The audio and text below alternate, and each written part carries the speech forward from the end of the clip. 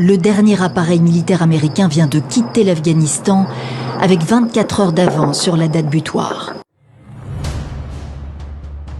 La première armée du monde, les États-Unis, ont quitté l'Afghanistan plus de 20 ans après, sans vaincre les talibans qui sont actuellement revenus au pouvoir à Kaboul.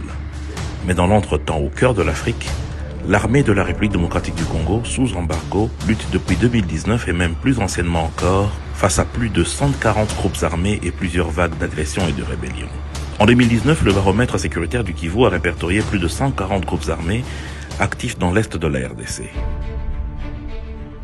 Dès sa prise de pouvoir, le chef de l'État, Félix Tshisekedi, a placé la question sécuritaire de l'Est de notre pays au centre de son action quinquennale. Il commence par s'y rendre pour écouter son peuple lors de plusieurs voyages dans le Kivu, puis où il juge bon de renouer avec les relations paisibles avec nos différents voisins de l'Est, l'Ouganda, le Burundi, la Tanzanie, plus loin le Kenya et même le Rwanda qui très vite redeviendra l'agresseur. Puis, il décrète l'état de siège qui a permis de baisser en 3 ans le nombre de groupes armés. De plus de 140 groupes armés en 2019, on n'en enregistre que moins de 100 aujourd'hui. Et en passant, les recettes de ces deux provinces ont augmenté car ne servant plus aux contrebandes. Sur le plan diplomatique, le chef de l'État a tout fait pour que la RDC rejoigne la communauté de l'Afrique de l'Est. Et très vite, grâce à une diplomatie agissante, les 7 États membres de cette communauté ont convenu de déployer une force régionale dans l'Est de la RDC. Sur le plan politique, le chef de l'État continue les contacts avec les élus et notables du Kivu et de l'Ituri, assistés par la société civile. Et le budget de l'État concernant l'armée a quadruplé depuis 2 ans. Sur le plan opérationnel, le chef de l'État a actionné le changement au sein du commandement militaire en lançant une vaste opération de restructuration de l'armée.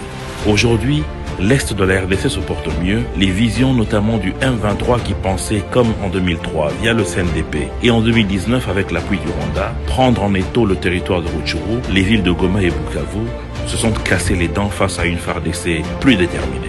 Avec leurs alliés rwandais, ils n'ont pas pu dépasser la petite cité de Bunagana où ils se cachent à 553 mètres d'altitude. Et les FARDC reprennent les positions chaque jour un peu plus. La politique, l'opération sur terrain et la diplomatie sont les artefacts de la formule gagnante de Félix Tshisekedi dans cette partie est de notre pays qui depuis 1997 reste le terroir des forces négatives.